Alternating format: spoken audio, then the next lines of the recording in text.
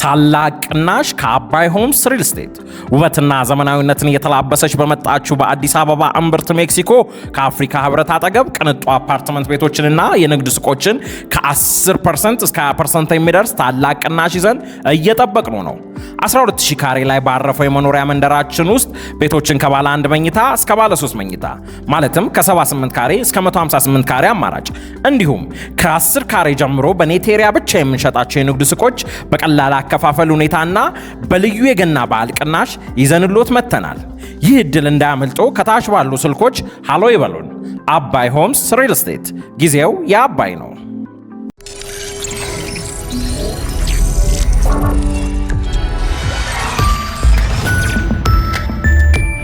ይህ አዋዜ ሰበር ነው።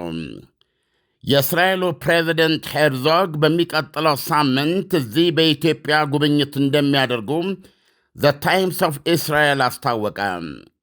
ጋዜጣው አንድ የእስራኤል ባለሥልጣን የነገሩትን ጠቅሶ እንደዘገበው ፕሬዚደንቱ በአንድ ቀን ጉብኝታቸው ከኢትዮጵያ አመራር ጋር ተገናኝተው ይነጋገራሉ። ባለሥልጣኑ እንደገለጸው የሄርዞግ ጉብኝት እስራኤል ከአፍሪቃ ጋር ያላትን ግንኙነት ለማስፋት የምታደርገው ጥረት አካል ነው ይላል። ኢሳያስ፣ ከፍተኛ ክስተት ነው የእስራኤል ፕሬዚደንት በኢትዮጵያ የሚያደርጉት ጉብኝት። አለም ከአሁን ቀደም እስራኤል በፕሬዚዳንቷ ወይም በጠቅላይ ሚኒስትሯ ኢትዮጵያን ጎብኝቶ ያውቃሉ?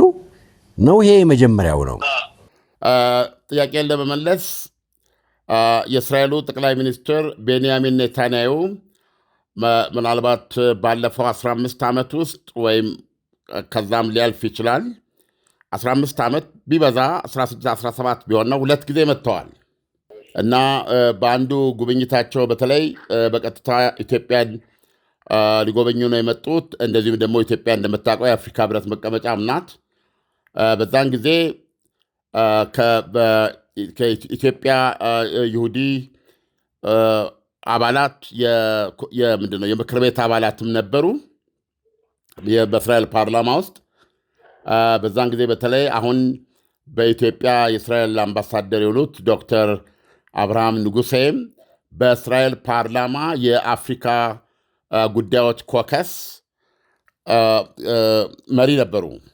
ስለዚህ በሁለቱ ሀገሮች መካከል ያ ጉብኝት እንዲካሄድና ይሄ በኢትዮጵያና በእስራኤል መካከል ያለው ግንኙነት የበለጠ እንዲቀላጠፍ የራሳቸውን አስተዋጽኦ አድርገዋል። በወቅቱም አብረው መጥተው ነበረ። የታሪክ አጋጣሚ ሆኖ አሁን በኢትዮጵያ የእስራኤል አምባሳደር ናቸው። ስለዚህ በሁለቱ ሀገሮች መካከል የጠበቀ ግንኙነት እንዳለ ነው። ባለፈውም በዚሁ በቅርቡ የእስራኤል ውጭ ጉዳይ ሚኒስትር እዚህ ነበሩ። እንደዚሁም ደግሞ የኢትዮጵያ ውጭ ጉዳይ ሚኒስትር በተመሳሳይ እስራኤል ሀገር ጉብኝት አድርገው መጥተዋል።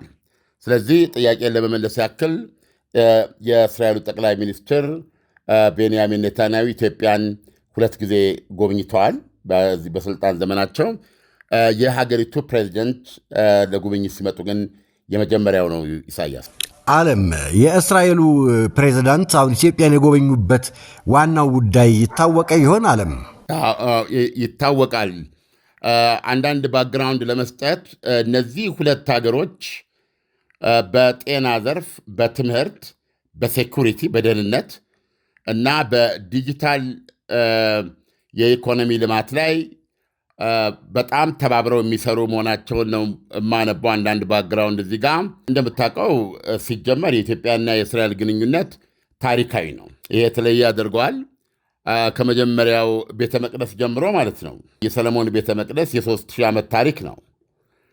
የንግሥተ ሳባን ታሪክ የሚያውቅ ኢትዮጵያዊ አይኖርም አይደል? ስለዚህ ያን እንደዛ አይነት ታሪካዊ ትስስር ያላቸው ህዝቦች ናቸው እና እንደሚታወቀው ኢትዮጵያ እስራኤላውያን ወይም ቤተ እስራኤላውያን በ10 ሺዎች የሚቆጠሩ በእስራኤል ሀገር ይኖራሉ። ከዛ ደግሞ እንደምታውቀው ረጅም ጊዜ አስቆጥሯል። የ40 ዓመት ታሪክ የያዘ ስለሆነ ሁለተኛ ትውልድ፣ ሶስተኛ ትውልድ እያሉ የቀጠሉበት ሁኔታ ነው።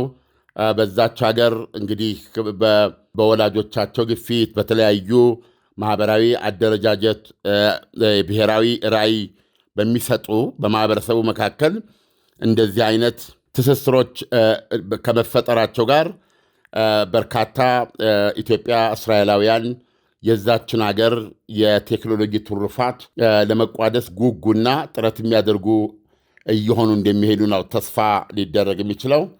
አሁንም ቢሆን ትምህርቶቻቸውን በዩኒቨርሲቲ ያጠናቀቁ በሀገሪቱ በየደረጃው ባሉ አገልግሎት መስጫዎች ላይ ኢቭን በኃላፊነት ደረጃ የተቀመጡ በፖለቲካ ደረጃም ሲታይ ኢትዮጵያ እስራኤላውያን የፓርላማ እንደራሴነት የክኒሴት አባል በመሆን አንዳንድ ጊዜ 2-3 የሚሆንባቸውን ጊዜዎች እኔ ራሴ ፐርሶናል ያስታውሳለሁ። ቢያንስ አንድ ኢትዮጵያዊ ከ120 የእስራኤል የፓርላማ ወንበር ውስጥ አንዱን ሳይዝ የሚያልፍበት ጊዜ የለም። አሁን በተለያየ ዘርፍ ኢትዮጵያን ራሳቸውን እየገለጹ ነው። በሚሊተሪውም ውስጥ እንደሚታወቀው ጥሩ ተሳትፎ አላቸው። በከፍተኛ ማዕረግ ደረጃ ወደፊት ይጠበቃል። ከዛም ባለፈ በእስራኤል አየር ኃይል ውስጥ፣ ባህር ኃይል ውስጥ እንደዚህም ደግሞ በዚህ ሃይቴክ በሚባለው የቴክኖሎጂ እመርታ ውስጥ ወደፊት በትውልድ ዕድሜ ኢትዮጵያኖች ያንን ትሩፋት ለመቀራመት ያንን ትሩፋት በእጃቸው ለመጨበጥ ትልቅ እድል ያላቸው ነው። በጣም የተለያየ እገዛ ይደረጋል በሀገሪቱ የመማር እድል እንዲኖር። ስለዚህ እነዚህን ሁሉ ስታይ እነዚህ እስራኤላውያን የኢትዮጵያም ተስፋ ናቸው ለማለት ፈልጌ ነው። በጥቅሉ ግን እነዚህ ሁለት ህዝቦች ያላቸው ታሪካዊ ግንኙነት የታወቀ ነው። በዲፕሎማሲ ደረጃ የኢትዮጵያ ውጭ ጉዳይ ሚኒስቴርና የእስራኤል ኤምባሲ በጣም ጥብቅ ግንኙነት አላቸው። ሚኒስቴር ለሚኒስቴር የእስራኤል ውጭ ጉዳይ ሚኒስቴርና የኢትዮጵያ ውጭ ጉዳይ ሚኒስቴር ብዙ ልውውጥ አድርገዋል። በተለይ ደግሞ ይሄ የፈጠራ የቴክኖሎጂ ትራንስፈርን በሚመለከት ከኢትዮጵያ ኢኖቬሽን ሚኒስቴር ጋር እንዲሁ በጣም መልካም የሆነ ግንኙነት አለ። በተለይ እዚህ ላይ አንዳንድ ባክግራውንዶች ሳይ የቴክኖሎጂ ሽግግር ይላል ኢሳያስ። ይሄ አት ኤኒ ኮስት ኢትዮጵያ በእውነት በጣም አድናቆታለኝ። እንዲህ አይነት ግንኙነት እንዲህ አይነት በማንኛውም መመዘኛ መስዋዕትነት ልትከፍል የሚገባበት ትልቅ ዘርፍ ነው። ያለ ቴክኖሎጂ በዚህ የቴክኖሎጂ ዓለም ያለ ቴክኖሎጂ ሪሊ እንደ ሀገርም እንደ ሕዝብም አስቸጋሪ ነው፣ ምንም ነው የምትሆነው። ስለዚህ በዚህ ረገድ ብዙ ሀገሪቱ እንደ ሀገርና ብዙ ኢትዮጵያን ወጣቶች የዚህ ቴክኖሎጂ ተካፋይ የሚሆንበት መንገድ እና ሁሌ እንደምንለው ኢትዮጵያ የቴክኖሎጂ እርፍ የምትጨብጥበት እድልና አጋጣሚ ካለ ከእስራኤል የተሻለ አጋጣሚ የለም ኢሳያስ። ስለዚህ እነዚህ ሁለቱ ሀገሮች ግንኙነታቸው ውስጥ ይህንን በዋነኛነት አስቀምጠውታል ማለት ነው። ለምሳሌ ብጨምርልህ ለምሳሌ በዚህ በአርቲፊሻል ኢንቴሊጀንስ ማለትም በሰው ሰራሽ አእምሮ ዘርፍም እንደዚሁ ጥሩ አይነት የአብሮ የመስራትና የመዳበር ሂደት አለ። በተጨማሪ በተለይ እርሻ ላይ ያው እስራኤሎች በዚህ ነው የሚታወቁት። የአይን ምስክር ነኝ ኢሳያስ። አይንህ ማየት እስከሚችለው ድረስ ከአድማስ ጋር የተጣጋ የእርሻ መሬት ያለ ሰው አታይም። አረንጓዴ ነው። ነገር ግን ጠጋ ብለህ ስትመለከት ውስጥ ለውስጥ የተጠላለፈው ቧንቧ ልክ የሚያስብ ይመስላል። የራሱ ህይወት ያለው ይመስላል። የሆነ ባዮሎጂካል ፍጡር ነው ይመስላል። እና እየጠበቀ ታይም እያደረገ ውሃ ጠጠዋል። እያንዳንዱን እዛ ውስጥ እያንዳንዱ ውስጥ ለውስጥ ውሃ ይደርሰዋል። ይገርማል። እና አንደኛ የውሃ ቴክኖሎጂዋ እስራኤል ውሃን ተጠቅማ ሪሳይክል ታደርገዋለች። ውሃውን ተጠቅማ የተወገደውና ሪሳይክል አድርጋ አጽድታ ለአትክልት ትጠቀምበታለች። እንደገና የዚህ ከባህር ውሃ አውጥታ በጨውን በማጣራት ወደ ፍሬሽ ወተር የመቀየር ቴክኖሎጂ ፓዮኒር ናት፣ መሪ ናት። እና ይሄም በአሜሪካን ሀገር በተለያዩ ሀገሮች ላይ የፈጠረው ትልቅ የትሩፋት ነው። በዚህ በጣም ብዙ የገፋች ሀገር ናት በውሃ ቴክኖሎጂ እንደዚህም ደግሞ በእርሻ እና ኢትዮጵያ እንደዚህ አይነት ትስስር እንዳላት ነው የማነበው። በጣም የሚገርም ነው። ቅድም በነገራችን ላይ ስለ ኢትዮጵያውያን ቤተ እስራኤላውያን ስነግር ቁጥራቸው እዚህ ላይ እንደማየው ከ180 ሺህ በላይ ነው እስራኤል ሀገር የሚኖሩትና ወይም የሀገሪቱ 2% የሚሆን ህዝብ ነው ያለው እና በእርሻ በዚህ በሴኩሪቲ እና ደግሞ የመረጃ መለዋወጥ የኢንቴሊጀንስ ሼሪንግ ይሄ አይን ገላጭ ነው። የኢንቴሊጀንስ ሼሪንግ የመረጃ መለዋወጥ ይሄ አይን ገላጭ ነው። ዙሪያ ገባህ ልታያው ልትጠነቀቀው ካልቻልክ አድብቶ የሚገልህ ነው። በዙሪያ ምንድን ነው ይሆን ያለው? ምንድን ነው ማድረግ ያለብህ? እና እንደዚህ አይነት ኖሃው ከእስራኤል የተሻለ ሊሰጥ የሚችል ሀገር የለም።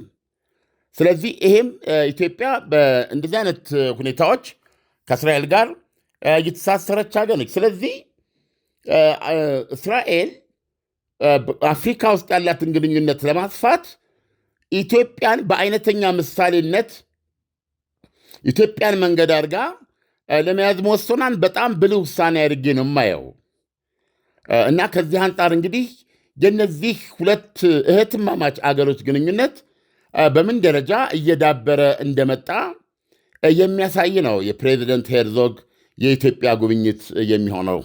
ዓለም እንግዲህ አሁን እንኳን እንዳነሳኸው ቤተ እስራኤላውያን በጣም ከፍተኛ ቁጥር አላቸው፣ እስራኤል ውስጥ የሚኖሩ ማለት ነው። የሁለቱ ሀገራት ግንኙነት የተለየ እንዲሆን ምን አይነት አስተዋጽኦ አለው? አስተዋጽኦ ቀላል አይሆንም። እንግዲህ ሀገሮቹ ወደፊት በእርስ በርስ ግንኙነታቸው ፕራዮሪቲ ቅደም ተከተል እያወጡ የሚይዙበት መጠን ነው። ኢትዮጵያ የራሷ ኢኒሼቲቭ ሊኖራት ይችላል። እንደዚህ አይነት ተነሳሽነት ካላት ከዛ አንጻር ከነገሮችን ማያዝ ይቻላል። ለምሳሌ መረዳት ያለበት እስራኤል ከኢትዮጵያ እስራኤል የ4 ሰዓት በረራ ነው። ከ4 ሰዓት በኋላ እዚህ ጠዋት 2 ሰዓት አውሮፕላን ተሳፍረ መጣው እኔን ምሳ ጠላችሁኝ እንዳትበሉ ብለህ መሄድ የምትችልበት ሀገር ነው። 6 ሰዓት ላይ ምሳ ጠረጴዛ ላይ ትገኛለህ ማለት ነው። እስራኤል በጂኦግራፊ ደረጃ ያን ያህል ሩቅ አይደለችም ከኛ። ነገር ግን በቴክኖሎጂ ደረጃ የሰማይና የጨረቃ ያክል እንራራቃለን። ስለዚህ ይሄንን መራራቅ ለማጥበብ ከእስራኤል ብዙ ልንማር እንችላለን ማለት ነው። በተመሳሳይ ሁኔታ ኢትዮጵያ ሀብታም ሀገር ናት። ኢትዮጵያ ሰፊና ትልቅ ሀገር ናት ከእስራኤል ጋር በሳይዝ በተፈጥሮ ሀብት የሰው ኃይሏም።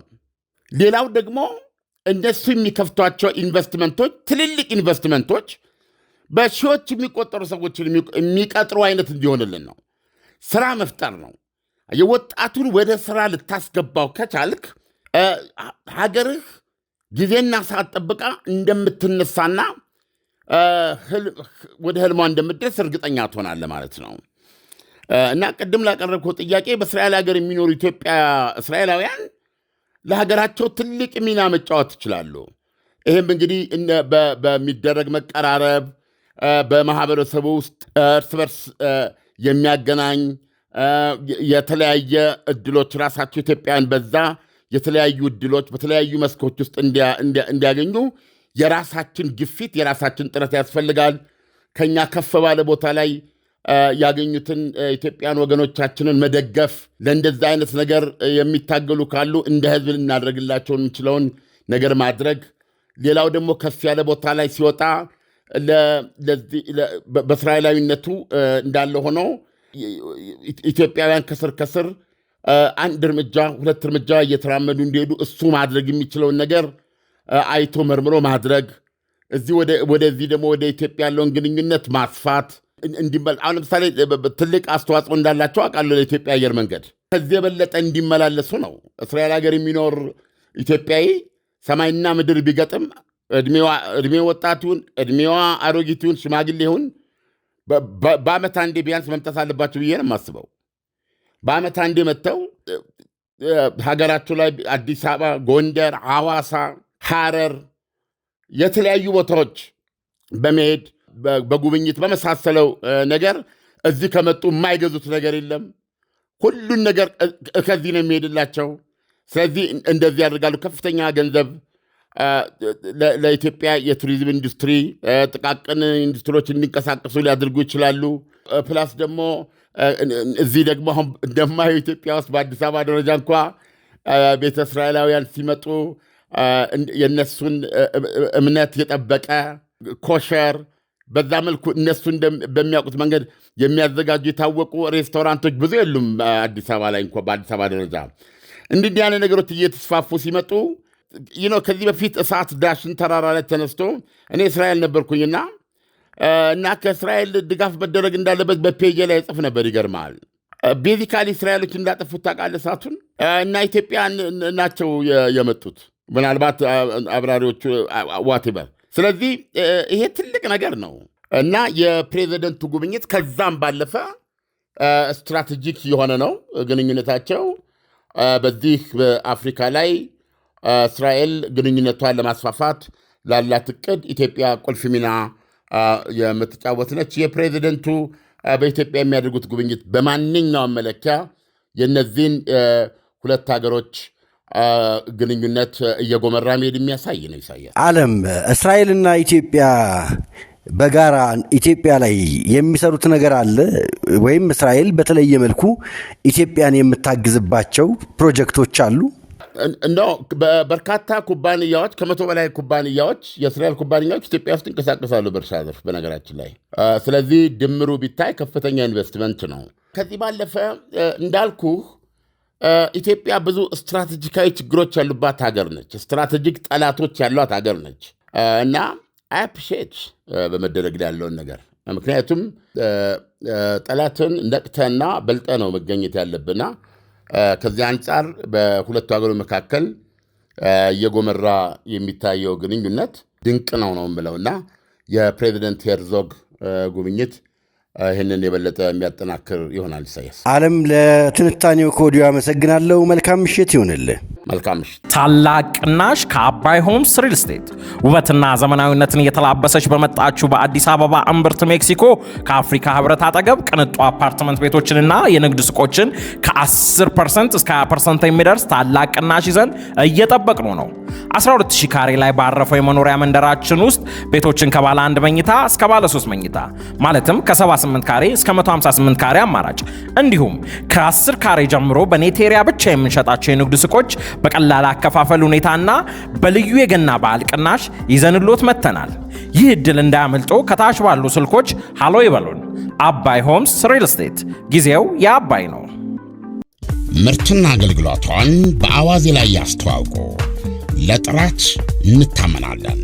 በስልክ ቁጥሮቻችን ይደውሉልን። አዋዜ ዓለምነህ ዋሴ ዜና